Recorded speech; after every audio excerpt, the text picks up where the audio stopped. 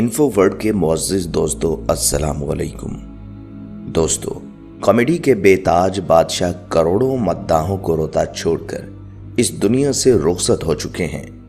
उमर शरीफ सा अदाकार ना तो बनाया जा सकता है और ना ही उनकी नकल करना किसी के बस की बात है। क्या आप जानते हैं कि उमर शरीफ 14 बरस की उम्र से ही थिएटर में काम करते थे। यकीनन आपको उनकी जिंदगी के कई ऐसे राज मालूम ना होंगे, इसीलिए आज हम आपको कॉमेडी किंग उमर शरीफ की हयात जिंदगी से मुतल्लिक अहम हक़ाइक़ बतलाएंगे। इसीलिए वीडियो को आखिर तक लाजमी देखिएगा। तो आइए चलते हैं मौजू के असल हिस्से की जानिब। दोस्तों, जैसा कि आपके इल्म में होगा कि पाकिस्तान में मज़ाहिया थिएटर की दुनिया पर एक अरसे तक राज करने वाले फनकार उमर शरीफ जर्मनी में वफात पा गए हैं। उनकी उम्र 66 बरस थी और वो आर्ज़ाए क़ल्ब समेत कई बीमारियों में मुब्तला थे। उमर शरीफ को इलाज की गरज से 28 सितंबर को पाकिस्तान से बरास्ता जर्मनी अमेरिका मुंतकिल किया जा रहा था। ताहम उनके ख़ानदानी ज़राए के मुताबिक जर्मनी में आर्जी क़याम के दौरान ही उनकी तबीयत मज़ीद बिगड़ गई और वो जांबर ना हो सके।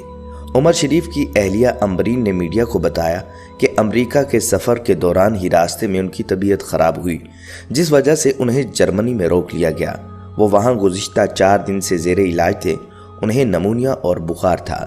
मिस अम्बरीन के मुताबिक उन्हें उनकी बहन जरीन ने बताया था कि डॉक्टर कह रहे हैं जैसे ही तबीयत बेहतर होगी वो अमेरिका के लिए रवाना होंगे, लेकिन बेहतरी नहीं आई और वो हफ्ते की सुबह इंतकाल कर गए। उमर शरीफ का असल नाम मोहम्मद उमर था और वो पीटीवी की एक रिपोर्ट के मुताबिक कराची में 1955 को पैदा हुए। उनकी उम्र 4 साल थी कि वालिद का इंतकाल हो गया और उनके ख़ानदान को शदीद माली मुश्किलात का सामना करना पड़ा। वो कराची के जिस इलाके में रिहाइश पजीर थे, वहाँ करीब कबालों के घर थे। बचपन और लड़कपन में उनकी दोस्ती उन कबालों के बच्चों से रही और जब होश संभाला तो अपने मोहल्ले के मुख्तलिफ किरदारों समेत मशहूर फिल्मी अदाकारों की बोल चाल और अंदाज की नकाली करने लगे। यही वजह थी कि उमर शरीफ की जुमलेबाजी और लतीफ़ा गोई पूरे इलाके में मशहूर हो गई। स्कूल के बाद उमर शरीफ जब गली मोहल्ले में निकलते तो उनके इर्द गिर्द लड़कों का हुजूम होता और वो उन्हें हंसाने में मसरूफ़ हो जाते। दोस्तों, ये बात बहुत ही कम लोग जानते होंगे कि उमर शरीफ सिर्फ 14 साल की उम्र में ही थिएटर से बतौर अदाकार वाबस्ता हुए। उनके स्टेज अदाकार बनने का किस्सा बहुत दिलचस्प है। कराची के आदम जी हॉल में जारी स्टेज ड्रामे के एक गुजराती अदाकार को अपने अजीज की वफात पर ड्रामा छोड़कर जाना पड़ा तो शो से 2 घंटे कबल उमर शरीफ को बुलाया गया और मेकअप रूम में कागजात का पलंदा हाथ में ये कहकर थमा दिया गया कि तुम्हें ज्योतिषी बनना है। उमर शरीफ को इस ड्रामे के लिए 3 बार एंट्री देना थी। कराची से ताल्लुक़ रखने वाले मुतअद्दिद फनकार बताते हैं कि पहली ही एंट्री में उमर शरीफ ने अपनी परफॉर्मेंस से हाज़रीन के दिल जीत लिए और जब वो स्टेज से हटे तो देर तक तालियां बजती रहीं। 14 साल के उमर शरीफ को इस ड्रामे में बेहतरीन कारकर्दगी दिखाने पर शो के आखिरी दिन 5,000 रुपये, 70 सीसी मोटरसाइकिल और पूरे साल का पेट्रोल इनाम में दिया गया और फिर उन्होंने इस मैदान में अदाकारी के अलावा बतौर मुसन्नफ़ और हदायतकार भी अपने फ़न का लोहा मनवाया। उमर शरीफ ने 70 से ज़ायद ड्रामों के स्क्रिप्ट लिखे जिनके मुसन्निफ़, हदायतकार और अदाकार वो खुद थे और इन ड्रामों ने मकबूलियत के नए रिकॉर्ड कायम किए। बहरूपिया उनका वो खेल था जिसमें उमर शरीफ का टैलेंट खुलकर सामने आया और फिर बुढ़ा घर पे है और बकरा किस्तों पर। इन ड्रामों ने उन्हें पाकिस्तान के साथ साथ इंडिया में भी वो मकबूलियत अता की कि उमर शरीफ बरे सगीर के पसंदीदा तरीन मज़ाहिया फनकार बन गए। बकरा किस्तों पर मकबूलियत इस कदर थी कि उमर शरीफ ने इसके 5 पार्ट बनाए। उमर शरीफ ने पहली बार स्टेज ड्रामे रिकॉर्ड करने का रिवाज भी डाला। Yes sir Eid, no sir Eid Umar Sharif का पहला ड्रामा था जिसकी रिकॉर्डिंग की गई। स्टेज ड्रामों की वीडियो रिकॉर्डिंग ने उन्हें बरे सगीर समेत दुनिया भर में और उर्दू और पंजाबी बोलने वालों का पसंदीदा कॉमेडियन बना दिया था। दोस्तों, उमर शरीफ लड़कपन से ही बरसगीर के बेमिसाल मज़ाहिया अदाकार मुनव्वर ज़रीफ के दीवाने थे। उनका कहना था कि मुनव्वर ज़रीफ मेरे रूहानी उस्ताद हैं। कैरियर की इब्तिदा में उमर शरीफ ने अपना नाम उमर ज़रीफ भी रखा, लेकिन 70 की दहाई में मिस्री अदाकार उमर शरीफ की फिल्म लार्नस ऑफ अरेबिया की नुमाइश हुई तो जवां साल मोहम्मद उमर शरीफ बन गए। चंद माह कबल एक टीवी इंटरव्यू में मुनव्वर ज़रीफ से मुतल्लिक अपने जज्बात का इजहार करते हुए उन्होंने कहा कि उन जैसा आदमी और फनकार मैंने नहीं देखा, न मुझे उन जितना कोई अच्छा लगता है। हमारे मुल्क के आर्टिस्ट बड़े आला हैं, लेकिन सच कहता हूँ मुनव्वर ज़रीफ दुनिया में दूसरा पैदा ही नहीं हुआ। उमर शरीफ बताया करते थे कि उनकी बदनसीबी रही कि वो जिंदगी में मुनव्वर ज़रीफ से मुलाकात न कर सके।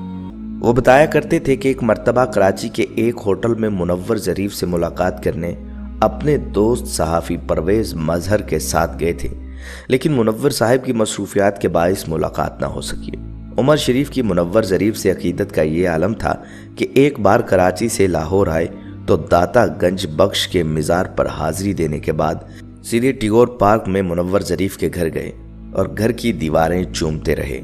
90 की दहाई में उमर शरीफ कराची से लाहौर भी मुंतकिल हुए, जहां उन्होंने अचरा में शमा सिनेमा को लाहौर थिएटर में बदल दिया। मज़कूरा थिएटर में उमर शरीफ ने कई यादगार ड्रामे किए। स्टेज ड्रामों के साथ साथ उमर शरीफ ने मिस्टर 420, मिस्टर चार्ली और चांद बाबू जैसी फिल्में भी प्रोड्यूस की। मिस्टर 420 के लिए उन्हें 2 नेशनल और 4 निगार अवार्ड भी मिले, जो पाकिस्तान में एक रिकॉर्ड है। इसके अलावा उन्होंने जिन फिल्मों में काम किया उनमें हिसाब, कुंदन, बहरूपिया, पैदागीर, खानदान और लाट साहिब शामिल हैं। दोस्तों, उमर शरीफ ने पाकिस्तान में निजी टीवी चैनल्स पर भी बहुत शो किए और ऐसे ही एक शो उमर शरीफ वर्सेस उमर शरीफ में वो 400 से ज्यादा बहरूपियों में नजर आए, जो कि एक रिकॉर्ड है। इस शो के लिए उमर शरीफ के साथ काम करने वाले मेकअप आर्टिस्ट इमरान नवाब का कहना है, मैंने और मेरे वालिद नवाब अली ने उमर शरीफ साहब को 400 से ज़ायद गेटअप दिए और उन्होंने इतने ही किरदार और लबो लहजे इख्तियार किए। सीनियर कॉमेडियन खालिद अब्बास डार या सुहेल अहमद भी उनके साथ काम करने वाले हनीफ राजा, सभी उनकी टाइमिंग और जुमलेबाजी के मदाह थे। पाकिस्तान और इंडिया के नामवर फनकार मानते हैं कि आधा लाफ्टर उमर शरीफ का लबो लहजा था। उन फनकारों का कहना है कि उमर शरीफ का मुशाहिदा ज़बरदस्त था और स्टेज पर खड़े होते तो बात से बात यूं अदा हो जाती जैसे आसमान से बारिश बरस रही हो। इन फनकारों का कहना है कि उमर शरीफ का मुशाहिदा ज़बरदस्त था। उमर शरीफ पाकिस्तान के शायद वाहिद मज़ाहिया फनकार हैं जिनके परस्तार पूरी दुनिया में मौजूद हैं। अमिताभ बच्चन, शाहरुख खान या बॉलीवुड के बड़े बड़े नाम सब उनके मद्दाह हैं। एक मर्तबा उमर शरीफ मुंबई गए तो अदाकारा फराह और तब्बो रोज़ाना घर से खाने पकाकर उस होटल में लाती जहां उमर शरीफ क़याम पजीर थे। फराह ने बताया था जब वो डिप्रेशन का शिकार हुई तो उनके ससुर ने उमर शरीफ के मज़ाहिया ड्रामे देते हुए कहा था, इन्हें देखो।